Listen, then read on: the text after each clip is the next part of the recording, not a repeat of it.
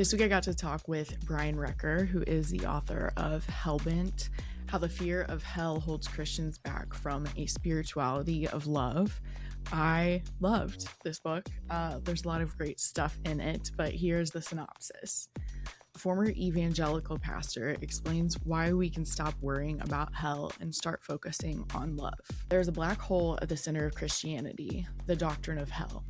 No matter how hard we try to believe in a loving God, the fear of eternal torment always lurks at the back of our minds, warping our sense of what love means.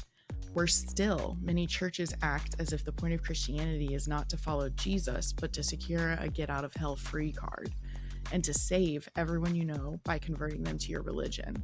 For many of us, the whole story of Christianity has punishment at its very center. But does the Bible say we're really going to hell if we don't do or believe the right things? In this taboo-shattering book, former evangelical pastor Brian Recker takes an honest look at Scripture and reveals what has always been true. Hell isn't real, and God's universal love is radically inclusive in this life and the next.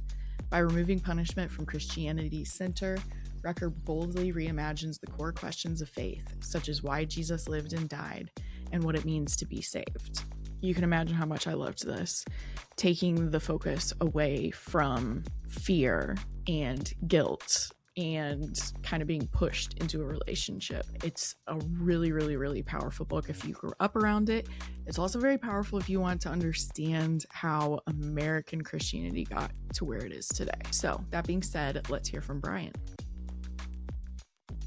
I am super excited to be here with Brian Recker to talk about his book, Hellbent: How the Fear of Hell Holds Christians Back from Spirituality of Love, which is like right up my alley. So welcome, Brian, and I'm super excited to see what all we get into. Hey, Kate. Good to be here. Yeah, it is. There is this funny coincidence, and I'm sure you have at some point run into the fact that there's a book called Hellbent by Lee Bardugo that is also like one of my favorite books of all really? time. I've not, I haven't actually talked to anybody who's read it. So I have seen that, obviously, when I'm looking at my book or whatever, it always pops up because it's a pretty big book. Yeah. Very different, though. It's fiction. So I didn't feel like I was running into too many conflicts of interest there. It's such a different genre. Yes. Yeah, it's so different. But I was just laughing because I was like, now I have like two favorite books named Hellbent at this point. I'm glad to join the Hellbent pantheon of good books. That's great. The other one's like on the very bottom of my bookshelf back there. But so as people can probably tell from the subtitle, you wrote it kind of specifically to talk about how hell and fear, and the fear associated with it, have kind of have distorted the possibility of a loving relationship with God and even with each other in some circles of Christianity. So can you kind of give, and it doesn't have to be brief, but kind of like your story that basically led you to wanting to write about this? Right. Yeah. Like you just said, this book does explore not just what does the Bible say about hell, which it does. I do get into that a little bit. But to me, this is much bigger than, like the Bible might say some more things that we weren't aware of about hell, and we need to reframe some of these Bible verses and see this from a new perspective. That's part of it. But like what you just said, hell actually affects our ability to love. Believing that I am worthy of hell, that everybody actually by default is worthy of hell and needs to be saved from hell by becoming my religion, by being changed to be more like me, being converted. That's my mission, is to be the kind of person who's going to heaven instead of hell, and to sort of fix everybody else's spirituality to make sure that they're going to heaven instead of hell. That has a way of actually robbing us of what I think is the true purpose of spirituality. It leaves you with something that isn't really a spirituality at all. It's a fear-based religion. And as a result, what I mean by spirituality, how I define it in the book and talk about it in the book, is simply our relationship with God, ourselves, and other people. And really this exclusionary belief that people have to be my religion or they're going to go to hell, that has a way of sowing disconnection instead of connection at every level of our relationship with God, self, and others. And so that's really the first part of the book, is kind of exploring, for those of us especially who grew up in a fear-based religion, to really validate and name and explore what happened to us and how this affected us, how this affected our spiritual lives, our very understanding of God. was shaped Mm-hmm. by this. I mean, you might be similar to me that I learned about hell at a very, very young age. And in some Yes. ways, I learned about hell at the same time that I learned about God, that those concepts were very interlinked. The reason I needed to, the matter of God was very urgent to me Mm-hmm. because of hell. And these were connected. And so, yeah, that fear sat in the very foundation of what it meant to be human, what it meant to be Christian, what it meant to be spiritual, was all Right. connected not so much to growing in love in this life, but to believing the right things so that we could avoid punishment in the Yeah. afterlife. Mm-hmm. And that is a real tragedy for a lot of reasons that I explore. Yeah. It really is. I've been reading a few books about this subject matter. So I think you mentioned this, but it might have been someone else too. But like it keeps us from even kind of like enjoying life here when we're so obsessed with the afterlife versus like what could we be doing here and with each other that would like, make us feel connected and happy versus judged all the time. So yeah, I really resonate with that. Yeah, somebody recently said to me very similar to that, that since they've deconstructed, they really struggle with finding purpose in life and being able Mm. to just enjoy their Wow. life because they were so indoctrinated with this idea that everything we do counts for eternity. Yeah. And in other words, this is a blip. This world is going to burn. This is a Mhm. blip. This is a test, really. What really matters is eternity because that goes on forever. This is Mhm. just this tiny little segment, but once you die, boom, that eternity goes on for forever. So what you do now really only matters in the sense of how it contributes to that Right. heaven and hell story. Mhm. And that it's hard to live that way, right? Like a lot Mhm. of us struggled to actually live that way because we're in our lives. We can't see heaven. We can't see hell. And yet we often felt guilty that we weren't more focused on the afterlife, as Right. opposed to feeling guilty that I'm missing out on my loving connections in this life, which I think that if I was going to worry about anything, what will you think about on your deathbed is not, Yeah. oh, I should have thought more about heaven and hell, but I should have pressed into these relationships that were right in front of me and loved Yeah. people right where they were at without trying to change them. Yeah. And that hell belief actually makes that very impossible. The thing that actually makes for a satisfying life, it robs Yes. us. Yeah. I completely agree.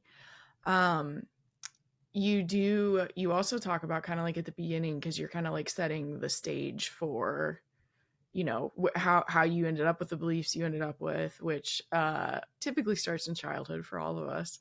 So you kind of mentioned some of the tactics your parents would use, but you also kind of have like an empathetic portion of it where you're like, I understand, like they thought this was life and death, this was heaven and hell, like they thought they really needed to hammer this into my mind and like make me choose, or help me, maybe is even their perspective, choose um the right choices. So can you talk a little bit about kind of how like there is this intense desire or like being communicated to parents to get this in kids' heads so young?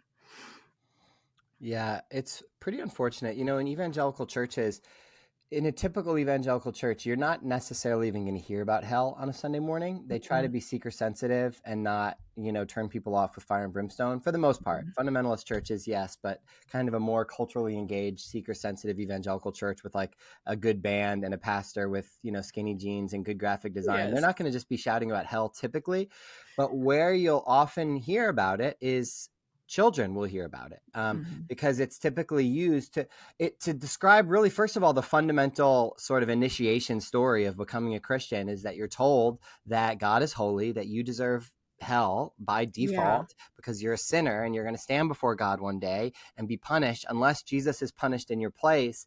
And so really we learned a story about punishment and a transactional substitution that Mhm. we had to sort of receive in order to not be punished, in order to be put in that category of safe and heaven bound.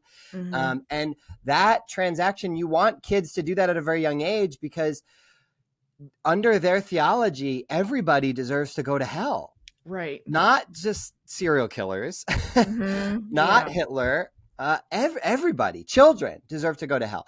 And, I talk about this in the book, that there's this made up idea of the age of accountability that they'll throw out and say, well, maybe God won't send like toddlers to hell because God is so merciful. Like maybe there's an age of accountability where only after a certain age, and nobody knows what it is because, again, it's totally made up, but it's kind of made up to make hell more palatable. So maybe at 9 or 10, 11 or 12, who knows? But maybe after that age, then kids are cleared hot for damnation. Yeah.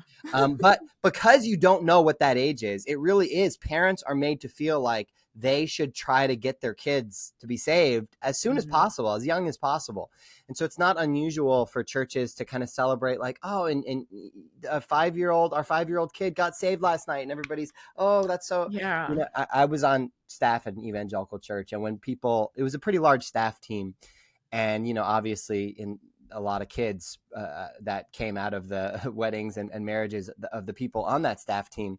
And so when they would have one of their kids would become a Christian, would have this born again experience and pray to receive Jesus as their savior. Yeah, we would like celebrate that. And, we're talking about 4 or 5, 6-year-olds. And what that ultimately means is that those children were told that they needed to receive Jesus as their savior or they would go to hell. And that is really the story that they accepted. And when you think about that, a child being told that to make a choice, hey, do you want to be with God or do you want to be separated from God in hell? Like which one, kid? It's up to you. So totally up to you. This is no choice at all, really. No. And that is what God is to them from a very early age. That's what it means to be spiritual. Yeah. And that's sad. It is. You don't want to start there. Like it's coercion. Like it's not coming to a relationship like on your own terms or out of your own interest. And yeah, it just sets up. I just remember, there are a couple of things I remember, but I remember being like 4 or 5 years old, and they would have like, there's like children's Bibles. I mean, this is in like the 90s, so who knew what it looked like necessarily. But it had like a lot of like illustration on the front cover, but it also had like the crucifix there as well, like Jesus actually nailed to the cross. And I remember like my dad giving it to me in like his office, and I just like left it there and didn't want to take it home. And when we were at home, they're like, why aren't you like picking it up? And I just like started crying because it made me so sad to see someone just like dying on the cover. And I was like, this is just too much for me. And I hadn't thought about it in a while, and sometime last year something happened that reminded me of it. But I'm like, when you were like so young, you really don't need like the crucifixion story shoved in front of you either.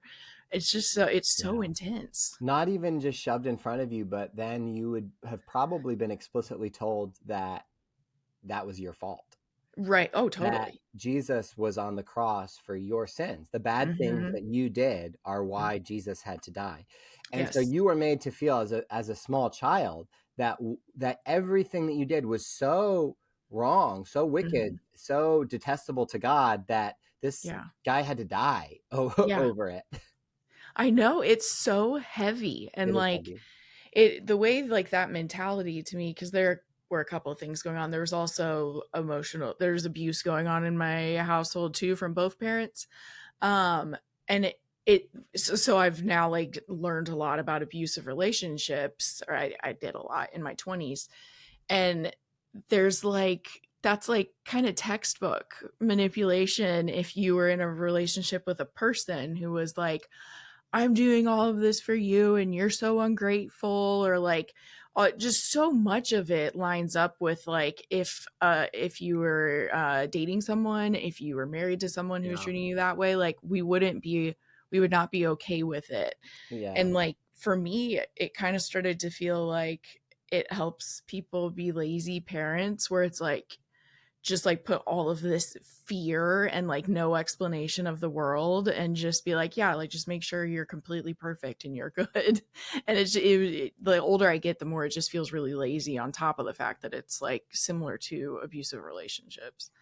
Yeah, there's a lot of gaslighting, for sure. And you're made to feel crazy for questioning that, like, because you're told that this whole, that's who God is, that God could punish you in that particular way. But then you're told that this is all about love, that God is love, that from, you love God, don't you? Because God loved Yeah. you first. And so you do love God. Wait, Mhm. you love God, right? Because you know what happens if you don't. Yeah, And so exactly. there is this sense of like, oh, I'm supposed to love this guy, this potentially toxic, abusive, punishing, gonna burn children that doesn't get on the right side of him. But so you don't ever, you feel like you have a lot of questions, but you just have to go along with it. Yeah. And you kind of assume that the people that are older than you, that are in this, that they have your best interest in mind. You're a child.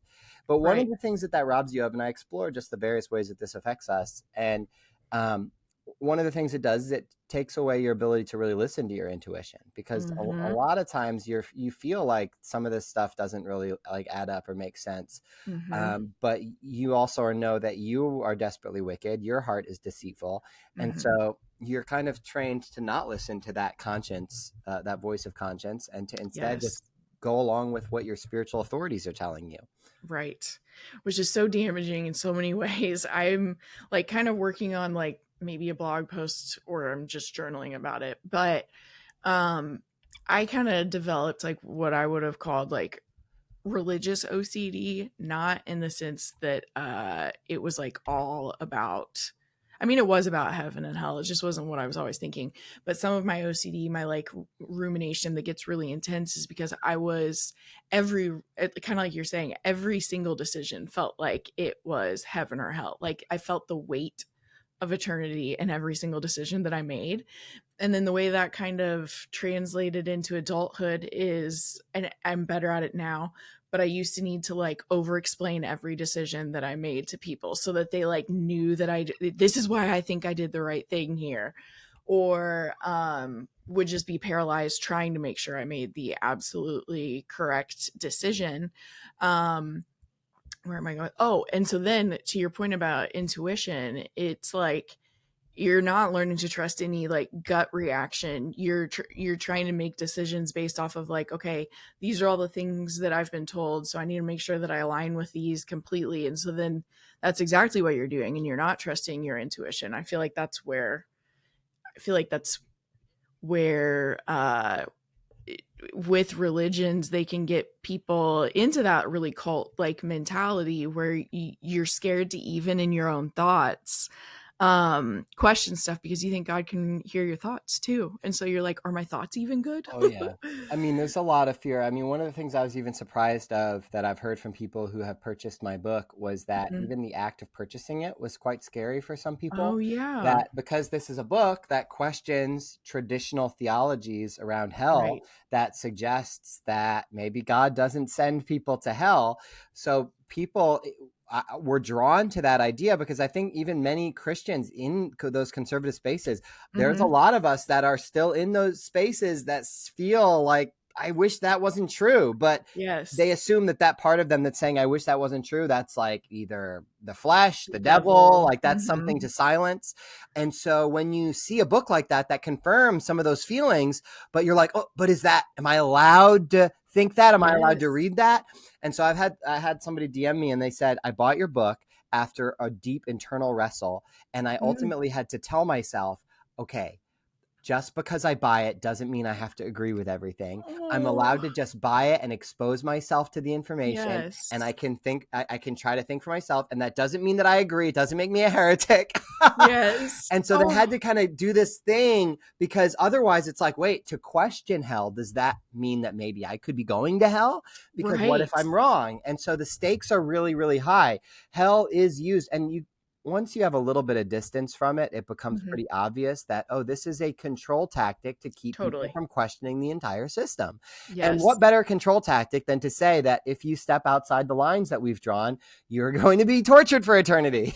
Correct. Pretty conveniently, it's the worst possible thing that could ever happen to anybody for the longest possible period of time. Yes. And that's Yeah. what's going to happen to you if you walk away from my religion. Yes. And so even though a lot of these churches don't talk about hell very often, they roll it out, Hmm. not just for children, but the other time that they'll frequently roll it out is when Hmm. people are questioning, when Yeah. a lot of times gay people get the worst, when they're thinking about Yes. coming out and being their authentic selves. They're told, you know, listen, like, it's okay to have struggles. We all have struggles, but you I can't know. give yourself into that sin, because if you give yourself over to that sin, the Bible says that homosexuals will not inherit the kingdom of God, and they'll weaponize a proof text that is very much out of context to Right. really tell people that basically if they come out, they'll go to hell. And Right.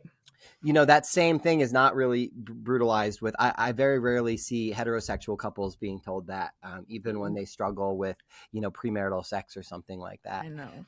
Yeah. So it does really, you're trying to keep people in line. Yes. Yeah. The shame is so heavy. And yeah, when you think that makes sense, that there are people, like, I'm thinking back to me like 10 years ago, I would have been nervous to just buy the book as well, because when you were kind of saying that part, that was what started to happen to me. I mean, this was like, I was probably like 24 would be my guess, like that age range, where all of a sudden I was like, I don't think I buy into this stuff. And like, to be fair, I was having moments like that in like high school, but like we've kind of discussed, like I truly thought someone was in my thoughts, so I was scared that I even was thinking about it. But later on, when I wasn't living there anymore, and I started questioning it, it was that huge, the biggest rush of fear that came up for me was like, but if I question this and I get it wrong, like, if I get it wrong, this is really, really, really bad. And it helped me kind of see, and I know religion does great things for some people too. I think neither of us are discounting that, actually, but uh how you can feel in control if you feel like you know exactly like everything that's going to happen, and that you even know what's going to happen for you in the afterlife. So Yeah. I felt so out of control and Mm. super scared when I first started questioning it. And then, like you're saying, it was like kind of sitting in that helped me be like, if I saw this in any other name of religion, I would call it a cult. Like, I would, Right. like, this kind of ideology, but it just like cults, Yeah. it's so scary to break out of that. Yeah, it's really hard to question when the stakes are that high. Hmm. And again, yeah, it seems obvious in retrospect, but when you're in it, it's Yeah. not obvious at all. Hmm. Um, and that's one of my favorite things about deconstructing hell is Yeah. that, and that's why I think for me that in some ways that was like the first step of deconstruction, because it's Hmm. really hard to question anything else when the stakes for Yeah. questioning could result in something like that. Um, and I think that really robs us of the ability to ask the questions that really matter about Yes. spirituality, Yeah. because when you're wrestling with that, it's not like you're wrestling with what's going to make me the most loving possible Right. person, what's going to help me like do the most good in this world, what's going to help me become the most wholehearted version of Yeah. myself. Instead, you're just worried, am I right about things that you can't know for sure, actually. Exactly. So you're like, oh, I'm supposed to be certain about this thing, but that's fake, because Yeah. nobody's certain about what Right. happens when you die. Nobody is. If anybody tells you they are, they're selling something, or Hmm. they're afraid. Or yeah, they They're afraid want of to what feel could like they happen know. if Hmm. they're not certain. Yeah. And so it's really silly. We're all pretending to be certain about this thing in order to feel safe. But like you said, there was a safety there. You would think that taking Mhm. apart hell, because yeah, a lot of people really feel like, wow, that feels bad. I don't want that to be true, but I Mhm. think it has to be true because that's what the whole system demands. But Right. like you said, when you start to take it apart, it's not necessarily this big, amazing, liberating thing. Even though taking apart hell seems like that would be very liberating, Mhm. actually, that illusion was providing something for you. Mhm. It was providing us with the safety of certainty. While this Yes. horrible thing might exist, at least I have the system figured out to where I'm on the right side of that line. Yes. And now all of a sudden, when you've erased the line, you've kind of erased like what I thought the whole thing was about. Like, I was Right. told this was the purpose of my life. Exactly. And so a lot all of a sudden is taken from you. That's why it's very hard for some people, the longer you're in it, to question some of these things, Mhm. because for many churches, this is the point. And one of the most common questions I get, and one of Mhm. the other main reasons I wrote this book, not just to Mhm. describe what hell did to our spirituality, but Yeah. the other common question I get is, if there's no hell, Why be a Christian at all? Why follow Jesus at all? What's the point of Jesus if there's no hell? Didn't Jesus come to save us from hell? And if there's no hell, why did Jesus come? Why did Jesus die? Like why does any of it matter? Why be a Christian at all instead of something else?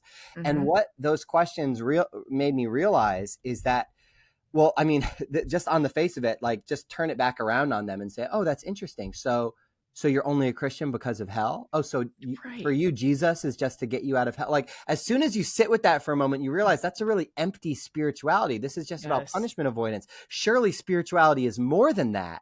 And if you ask them that, they'll say, oh yeah, totally. It's definitely like I get so much from following Jesus, love, joy, peace, the fruit of the Spirit. But the reality is you have this punishing, fear-based thing kind of in the foundation under it all. And if you took that away, for a lot of people, they're like, wait, that was why I got into this in the first place. Right. And I might have found other reasons to hold on to, like, community, love, et cetera, et cetera. But at the end of the day, like, I maybe would have tried to find those things in other places, but I entered into this framework specifically because of that fear of hell. Yes. And so when you're released from that, all of a sudden you realize, like, did I choose this at all? Yeah. Yeah. And that's what can be very scary too, is like thinking that you could be so sold on something that you really didn't. It wasn't your choice at all.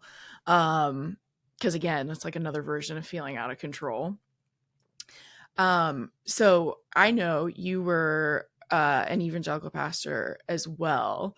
But for the listeners, can you kind of talk about, can you kind of talk about like what happened for you that kind of shifted stuff at that point? There were a lot of moments. I think the most pivotal was Trump's nomination in 2015-ish. During that year, watching, I think I had rose-colored glasses on towards evangelicalism for a while. I was actually raised in fundamentalism. So just long story short, I was raised as an independent fundamental Baptist, very, very sheltered, where like even contemporary Christian music, like Chris Tomlin and Stephen Curtis Chapman, was considered too worldly. We didn't have drums or electric guitars in our church. King James only. My dad wore a suit and tie to preach every Sunday, no pants on women, just dresses, that kind of vibe. So very, very fundamentalist. And in college, I went to a fundamentalist school, Bob Jones University, but I began to leave fundamentalism because of how just isolated and separated it was. And you feel like a weirdo in that world. Yes. And I was tired of feeling that. So I kind of broke from that and entered mainstream evangelicalism, which is, what we're talking about, which is more culturally engaged, but really still holds all these same fundamentalist theological positions. Like you have to believe in Jesus in this particular way or else you're going to go to hell. So I held on to all that theology while losing a lot of the sort of very constricting cultural aspects and entering a more mainstream. So in evangelicalism, at first, it felt very buoyant, very life-giving, very open, because it's like, well, I could wear jeans to church. This is amazing. You're right. We could sing some of these more like contemporary songs. I wasn't even allowed to listen to secular music of any kind. So like I was just enjoying the fact that I could be more of a normal person. Right. And still be a good Christian, within evangelicalism. Yeah. And so I dove all in and became a pastor quite young. And then it really wasn't until the Trump's elevation that was the first breaking point for me, where I realized, I broke from fundamentalism because I saw the flaws there. But then I was just so happy, hunky-dory in evangelicalism until Trump's ascendancy in evangelicalism, and watching so many evangelical leaders get behind him. Really the majority of the people in my church were excited about him, which I was surprised by. I wouldn't be surprised by that now. I think one of the big shifts I've made over the last 10 years is when this first started happening in 2015, I was surprised and I was like, this is not who we are. I know. That was like I was like, this is just not who we are. Yeah. And now 10 years later, I'm singing a different tune. What I would say now is, that's exactly who we were. And Trump, I don't see as an aberration within the evangelical movement as much as its logical conclusion. But it took me some time to get there. But things started to fall apart for me during those years. And I just began to do some of my own digging, because I think for me, how I summarize it, and there was a lot going on, but I think to simply summarize it, to say that if they missed it with Trump, if they didn't have the moral discernment to see through who one of the most blatantly wicked people to ever be on the public stage, if they thought, oh, that's a good godly man, when really he's just the exact opposite Yes. of that in every way possible. So if they didn't have the moral discernment to see that, I think I was just like, well, where else are they missing it? And that gave me Yeah. permission to really just kind of go back to the drawing board on some things. Mm-hmm. And one of those things was hell. While I was a pastor around 2017, 2018, I was doing a deep dive on hell myself, Mm-hmm. and began deconstructing some of that. And my sort of efforts around that issue, as well as other things like women in ministry and queer Mm-hmm. people, ultimately led to me leaving evangelicalism at the end of 2020. Yeah. Yeah. Trump has been that was one of the big eye openers for me as well, because I remember being like, there's no way these people who are obsessed with adultery and I mean, even just that one, like he's prominently been known as like a playboy for Captain Adultery. decades. Oh, yeah. Yeah. And I remember being like, Yeah. there is no way this will happen. And then he got elected and I was like, that was really weird. And then in this second round last year, when we were in around voting time, almost exactly a year ago, I was having some conversations again with people who I thought there was probably no way they would vote for him. Just based off of even how I'd heard them judge other people. I'm like, there's no way you're going to vote for this guy if you're talking about these people this way. And they did. So it really got to me last year too. And then that's what kind of, it was similar for me. I started reading Jesus and John Wayne was the first. Oh, yeah. That was like the first one that I read that helped Yeah. me, like you're saying. It helped me understand how like Trump is where this was all going to land no matter what, like since about the 60s is what that book does a really good job of did showing. the same thing for me. I read that in 2020 during the pandemic. I was reading that. Oh, wow. And I was already incredibly disgruntled about a great many things. Yeah. But that book did bring a lot of those strands together into one Yes. cohesive picture in a real, I mean, that's the power of a good historian. You know, Yeah. Kristen Dumais wrote the hell out of that book. And she just had such a clear vision for, these are not a bunch of little isolated things. She drew it together in a tapestry, and you could see clearly the violent, patriarchal, misogynistic, white supremacist history of evangelicalism, that this is, again, like I said before, this is who they've been. Yes. And really, I was a part of that. And so that was what I needed to see, like, okay, I gotta get out of here. I gotta step off this bus. Yeah. Yeah. If it feels shocking to anyone that he got voted in twice, that book, it just explains so well how essentially politicians in the 60s kind of realized, and it's crazy because of course everything goes back to even like racism. We like the Civil Rights Act finally gets into law, and politicians are like, how are we going to get people excited to vote? Like, how are we going to, like, we can't use racism as our platform was almost a big part of it. And then they realized that religion was and it's not the first religion to realize that either, or it's not the first politician to realize they could use religion to control people. But they really just kind of started taking Jesus, which is why it's called Jesus and John Wayne, more toward like this John Wayne hyper masculine, I don't know, figure that, to your point, aligned better with what you're saying. The more I read, the more I'm like, the patriarchy, misogyny, racism, even pedophilia, and like greed, all of it's all wrapped together and like kind of taking care of each other essentially. Like there's a reason all of that came together so well and that they all kind of commingle. Yeah, and unfortunately in the last 5 years that book has only become more relevant. Yes. Yeah, we're still seeing that very powerfully on the really shaping our whole country, actually. Yes. Yeah, it totally is. And yeah, the way that people can just like be like, well, he hasn't been completely he hasn't been put in jail yet. That's what I was hearing a lot of. They're like, so I can't pretend to know what he's done. And I'm like, there's some things you can know though. Oh, yeah. I mean, just the testimony from the deposition of, I want to say it's Katie Yes. Williams is the victim that Mm-hmm. she dropped her accusation after she received death threats, but Right. she has continued to say that all of that happened to her when she Mm-hmm. was 13 years old, Right. raped by Trump and Epstein.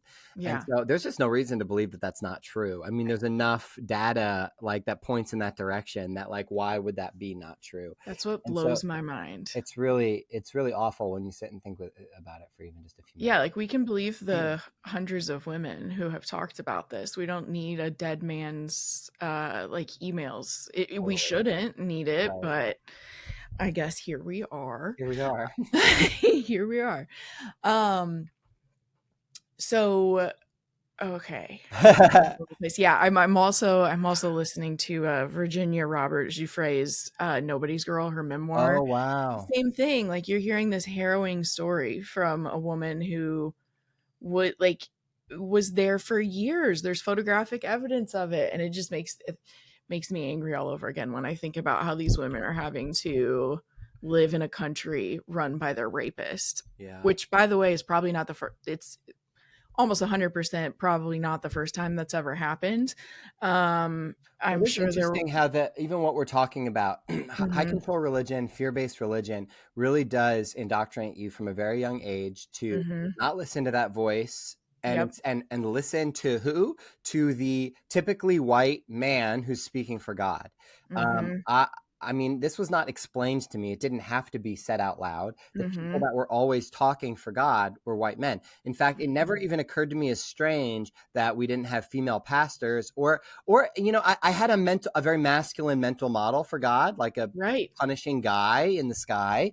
And Yes. of course, like it never even occurred to me that that was a wrong model or that was idolatrous in some way or didn't capture the fullness of God because God was only spoken about and for by men in the world Yes. that I was in. I was not in a world where there were allowed to be women pastors. And I think Mhm, that's pretty typical for the most mhm. part. I think the numbers, even now, even if you include even the progressive denominations, I think it's less than 10% of Yes. pastors in the country are women.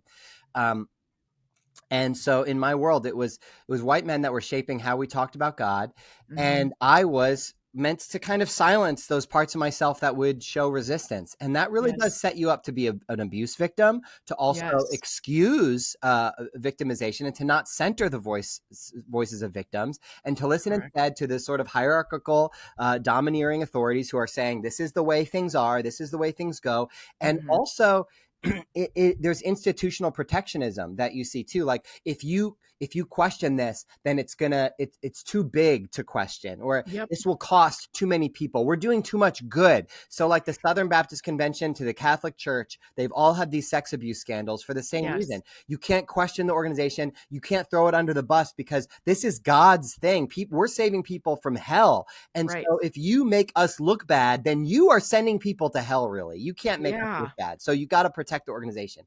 And the Mhm. logic behind the Trump cult is very similar. That a lot of people Mhm. right now are having this crisis because, this guy who ran on exposing pedophilia and taking down sex trafficking rings now is implicated at the very center of the most prolific sex trafficking ring. All the signs are pointing to this guy. And right now they're like, but wait, but he's going to do so much good.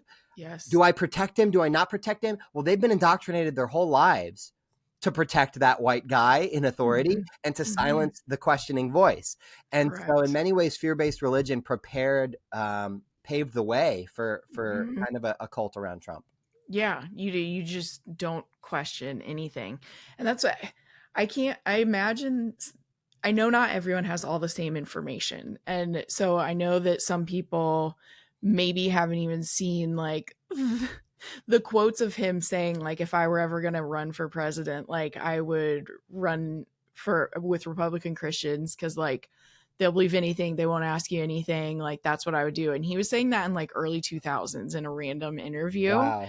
And then the other thing that I always think of is the beginning of Jesus and John Wayne. She opens up with when he's like, I could shoot a man on Fifth Avenue and in broad daylight with witnesses and nothing would happen to me. And I'm like, that alone, there are so many things for me that are like that alone should have like January 6th should have Dude. been enough. Grab them by the pussy should have been enough. Women saying he raped Right. them should have been enough. But then we can When he even did that go, thing imitating the disabled guy, that was, I mean, that yes, should have been enough. Like, yes, so many moments where it would, yeah, no, it it's should have really been dark. enough. It's Yeah, dark.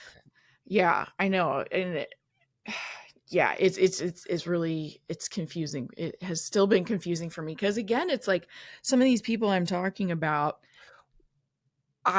even though I was not a part of Christianity anymore, I knew they were, and they seemed like very loving people. And so that was what was Mhm. so hard for me to So reconcile. Yeah, go ahead. I think about this a lot. It's like, why are they supporting Trump, who is clearly Mhm. amoral? And for the most part, most Christians do actually try to live out the morality of their religion. Right. I don't think Trump is actually representative of the way most Christians are, I agree. but they're putting Yeah. up with him. And why are they putting up with him or even centering him in that way? Mhm. And I mean, I think there's a lot of things you can point to, but in terms of Right. the theme of my book, one of the realities is that when we received the spirituality that we received was not so much like, what is our goal? Our goal is not so much to bring flourishing to the world. This world is falling apart. This world is going to Mhm. burn. Human nature is so desperately evil that things like socialism will never work. Utopia, you can't dream about utopia. It really was about preparing for the next world.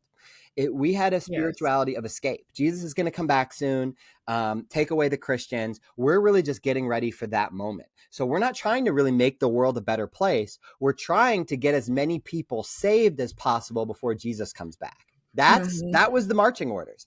And Yes. so Trump, he's not going to make the world a better place. He No. doesn't, he's ignoring climate change.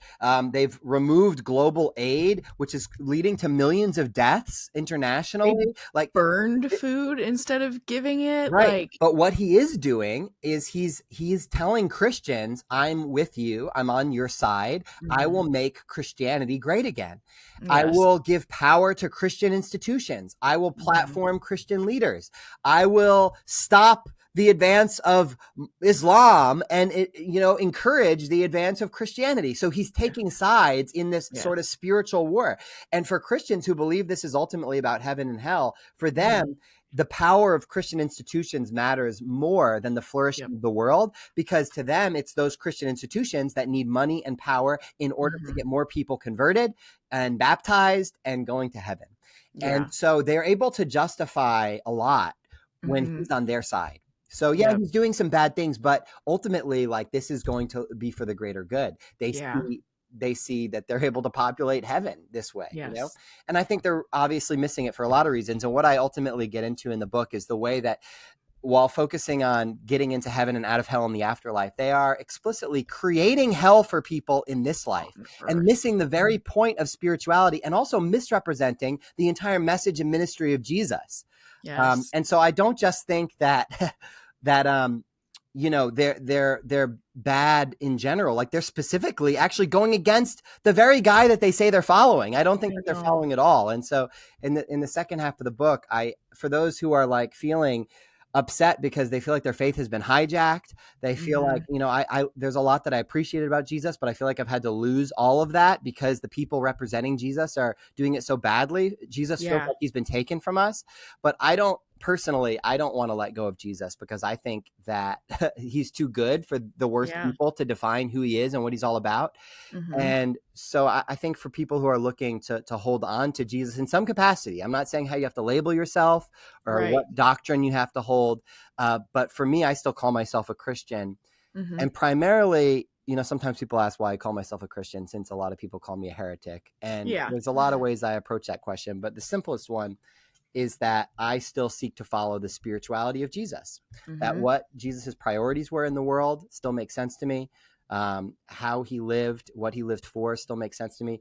And spirituality, in other words, how you relate to God, yourself, and other people. I would love Mhm. to have the relationship to God, other people, and myself that Jesus had. And so Same. that's why I still seek to follow him. So Yeah, it's gotten to a point for me where I'm like, I think Jesus is one of my favorite activists. Like, that's even like part of what it's gotten to for me, where I'm like, he was helping strangers or immigrants, if we like, however you want to, like, people, the um verse about like welcome a stranger like they're your own, like seems pretty cut and dry, that like we should Yeah. not be treating people so And poorly. and specifically, one of the things he was confronting is exactly what we're seeing now. The way Hmm. that religion itself is often used as a tool for Yes. empire. Because in Jesus's day, rather than standing with the marginalized people being crushed under systems of domination, religious systems were being used to further entrench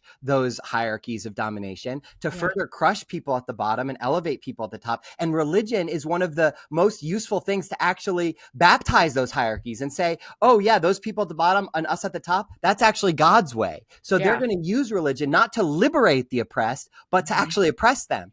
And so Yes. Jesus went in and he turned over tables. He went into the temple and he staged a protest. And by the way, that happened just a few days before he died. And most scholars would say that that action in the temple is what directly led to his execution, that he was Correct. killed for resisting the way that religion is being used, not to welcome strangers, but to exclude them, et cetera, down the line. The least of these, the people that Jesus said we're supposed to care for in our spirituality, he said, Mm-hmm. feed the hungry, welcome the stranger, visit the imprisoned. When you do that, you're doing those things for me. I know. And if you go down that list of things, those are still the people that our society refuses to acknowledge and instead excludes. We don't see God in those people. And the Mhm. spirituality of Jesus wants us to see God in everybody, especially the people primarily being excluded by society. Yes. Yeah, that's the story that I keep coming back to lately, is him flipping the tables. Because exactly what you're saying, and greed, that's the other component of it that I think is so similar to what's happening now. Like, it is the 1% against us. It's not even, in my opinion, it's not even Republicans versus Democrats. Like, I also feel like both have failed in so many different ways. Absolutely. Oh, I could go on a rant trashing the Democrats. And I've, just to be clear, Yes. I've only voted Democrat for quite some time, but I'm Right. not happy about it. I know it, like, that's it. It is the one, it's class warfare more than it's Absolutely. anything at this point, is how I feel about it. And so that's the other thing that's so powerful to me about that story of him going, where they've basically turned church into like business, was even kind of part of what was happening there. Like, people were making money outside of of the church as well. And it I feel like it's hard not to connect those two. Like, he died so shortly, or was murdered so shortly after that, for questioning Yeah. institutions that were getting corrupted. And one of the problems with making Jesus's death primarily a transaction about the Yes. afterlife is that it totally misses the entire reason that he was killed. What I say in the book is that the starting point for why Jesus died, you have to start with why Jesus lived. Like, what was he Mhm. on about? What was his purpose? What was he doing in his ministry? For many of us as Christians, the life of Jesus hardly mattered at all. Just he Mm. didn't even need to live. He just needed to die as a Right. sacrifice, as a substitute for your sin, so that you could believe in that death and then you could die and go to heaven. And Yeah. that completely ignores the stated purpose of Jesus' ministry, how he lived his life, who he lived for, and ultimately, because he didn't just die, he didn't give himself as a sacrifice. No. Maybe metaphorically, you could see some of those undertones as a metaphor, but Jesus was executed as an enemy of the state as Yes. he agitated for what he called the kingdom of God, which was a vision of God's dream for the world that was a critique of the way that empire was ruling the world. Yes. And that invites us to imagine our world, a world that actually reflects God's love for everybody. And Yeah. unfortunately, religion and spirituality are not often used that way. They are often used in the same way that the religion was being used, that Jesus was protesting, that he Yes. died protesting, to Yes. again, to reinforce and baptize systems of domination rather than dismantle them. Yes. That's the other thing that has come up for me, because I've just been reading more nonfiction in general, is also like the amount, I mean, we just had Thanksgiving, and I think there are a lot of wonderful reasons to practice being grateful for things, and I think that's how a lot of people approach it now. But even the myth making uh around Thanksgiving, when we're in school, and the whole idea of manifest destiny Like God wanted us to just have America. Like we were just supposed to have it, even though there were already people there. Is like there's just been so much mistreatment of people in this country. Like it's been going on for like 250 years that we were doing it in the name of God. Yeah. And listen, and I get into this in the book, how fear-based religion, hell-based religion explicitly justified that. Mm-hmm. The doctrine of discovery was the official doctrine of the Catholic Church that gave spiritual justification for the project of colonization, Mm-hmm. basically saying, hey, these different civilizations, they're pagan. Those people are going to hell. Yep. We Christians, us European civilized Christians, what it meant to be civilized basically was to be the kind of person who was going to heaven. We had the keys to heaven and hell. And when you believe that you have the answers about the afterlife and everybody else is damned, Mm-hmm. you can kind of justify anything. Yes. And so they went into these civilizations and basically said, listen, like, yeah, this colonization is probably going to cause some havoc. Probably some people are going to die. You might have to do some kidnapping, some minor genocides. But here's the thing. Right now, they're all going to die and go to hell. So even if some of them die as we conquer their lands, at the end of the day, we're going to Christianize them. We're going to save them. Right. And so they'll be in a better place. And these justifications are still being used. Just the other day, J.D. Vance in a speech said that, the indigenous people, they were doing child sacrifices. These lands were pagan, and we actually liberated them from these things of child sacrifice, which it doesn't even make sense, because even if that was true, and there's not, I mean, that's very debated whether that was true, but even if it was true, to say that we came in and we slaughtered an entire people because they were committing child sacrifice, like, wait, so they were killing a few children and so you killed all of them? Like, how does that rid of them? And that's better? Like, I'm confused. Yes. God, he makes me so mad, obviously. It's wild how much people resist knowing the truth about that too. But I think, to what we were talking about earlier, it's a lot of it is all interlinked. Like if you don't want to question any parts of your religion or your spirituality, then you also probably don't want to question any happy version of the United States that you have in your mind. I think that is one of the biggest steps of deconstruction that might actually be harder. That deconstructing the myth around America for American Christians is maybe just as hard as taking apart the myth that we received around Jesus and the afterlife. It's kind of they're part and parcel. And one of the things that I love about deconstructing is it does kind of get you questioning a lot of those assumptions. Yes. So I'd like to think that will be the next domino to fall for a lot of people. And I think right now is a tough thing. And they're still in a lot of people are still in that state of like, well, this is just not who we are. I know. Or even like ICE doing what they're doing throughout the country. You have masked secret police. It's reminding people of the SS. You have militarized cities, and and this. A lot of people are just like, well, this is not who we are. And I think that everyone who's not white is looking at us like, this is who we've been. Yeah. And I don't think we're going to have meaningful change until we reckon with the fact that the systems that we have built led us here. I know. And by the way, this isn't just a Republican Party problem. No, it's not. Do you run into, I can't remember, do you run into people who just are like, I just don't think there are systemic issues? Have you ever for sure run up against that's a very common conservative thing. They do want to make everything about individual sin, and they don't see the systemic issues. And a lot of that is connected to this particular vision of spirituality where every person has to become a believer on their own, and it's about your individual salvation project, right? Right. You can't be born into a family. You have to get saved for yourself. You can't just inherit that.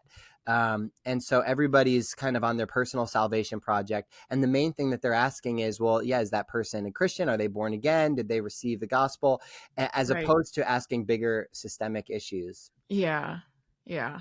Because it's all there. It's like, we were even, I read, what is it called? Harriet Tubman Live in concert. Bob the Drag Queen basically wrote this really fun kind of like speculative fiction where like some historical figures like come back into the world like in present day, and he basically helps Harriet Tubman write like a musical about her experience. Incredible. So he uses that as a really cool way to talk about, I mean, cool way to talk about how harrowing the history of that is.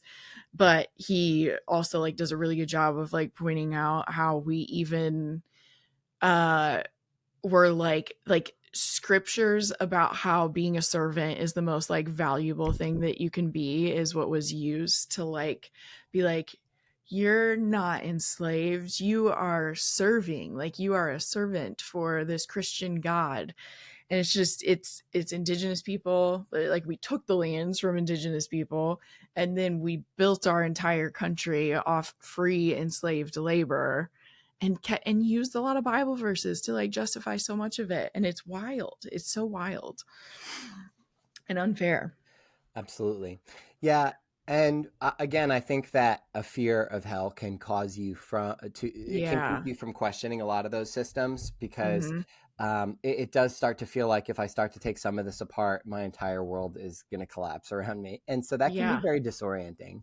Yeah. Yeah, it really, it is. It's like it is just like the foundation of everything you learned. If you like grew up Christian and grew up in public schools, like you're like, was any of this true? Like what's real here?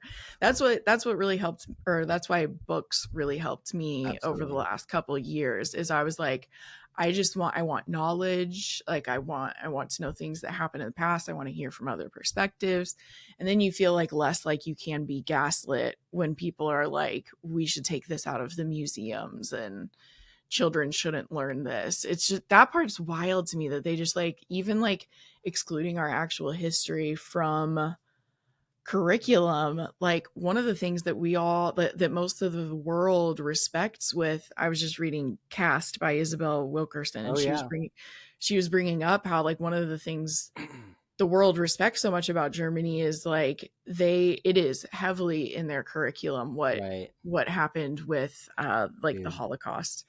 We have uh never really done that with our Civil War and with Never. our history of slavery. We've done everything we can to avoid anything remotely like reparations. Yep. And we wonder why there's still just this cry for justice. Yeah, There's never been justice. totally.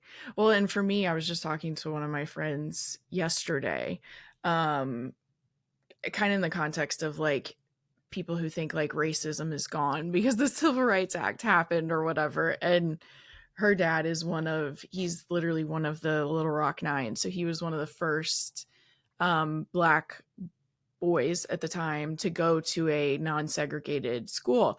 And it's like everyone he was in school with, they didn't just go away. Like that generation of people didn't just like disappear. And if he's still here and like living through like just everything that has happened in his life, like the people who thought he shouldn't have been allowed in their school, are some of them are still alive today Totally. too. But so many people just want it to feel like, and I realized that about myself until, I don't know, a few years ago, when all of a sudden I was like, wait, that was 1964 or 1965 when that got passed. That was not long ago. And I think a lot of people are like, slavery ended forever Right. ago, and just have no concept of like sometimes even that Jim Crow was a thing for so Yeah, long. every year when on Ruby Bridges' birthday, I always see a picture of her, and I'm always like remarkable. She looks Yes. so young still, like She's, yeah. yeah. I mean, this is not distant history. Many of Yeah. us, our parents, this was in their lifetime. Hmm. The boomer parents that are like voting for Trump and saying, DEI shouldn't be a thing like that. This is Yes. like in their lifetime, and so Yes. it is a little maddening that they don't see it. And Yeah. um, yeah, not to like make it all about the theme of my book, but I think it's just one thing. There's so many Oh different yeah. pathways to like breaking some of this stuff down. But I do Yeah. think that for many of us, we received a version of Christianity and spirituality that was primarily about believing the right things to become one of those insiders that was going going to heaven. But for me, the work of spirituality is exactly what we've been talking about, seeing this stuff in the world and trying to build a world that actually reflects God's love for everybody, breaking Yes. down these forces of domination like segregation and white supremacy, anti-Blackness. To The Apostle Paul talks about the principalities and the powers, the spiritual forces that shape this world. And when I think about the demonic, that's what I think about. These forces, these systems that shape the world in ways that do not reflect love, that don't reflect our common humanity.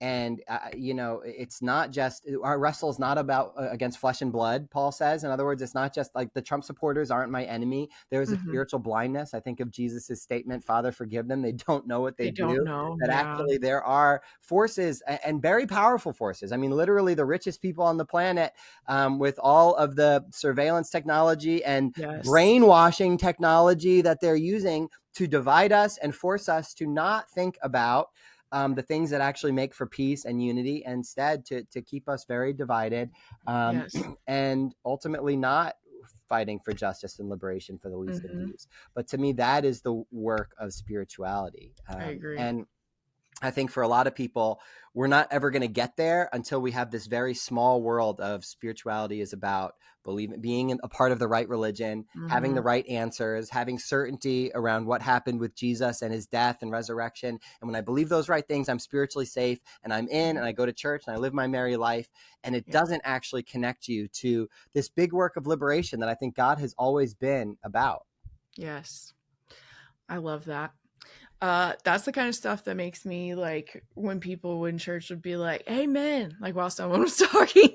That's the stuff that has brought that back into me. And I'm like, oh, that's what it feels like to be like, yeah, I agree with that. Like I get excited about that vision of doing something. So yeah, that when I say like Jesus has become one of my favorite activists, I do mean it in the sense that like everything he said, like we should be taking care of people. And that's not the focus right now anymore, but it'd be nice if we could kind of get back to that for sure. So I do feel like your book is very helpful for having conversations with people about this stuff, or even just like we were talking about, if you've had a couple thoughts come up and you've been like, I don't know how I feel about that. Like, even like you said with that person, it's you don't have to believe it all. And I even approach a lot of books that way. Sometimes I read books where I'm like, I don't know if I'm going to agree with any of this, but I'd love to have the knowledge. So you can even approach it as like, I just want to have this. I want to read it and I'll see what resonates. Dude, after that person sent me that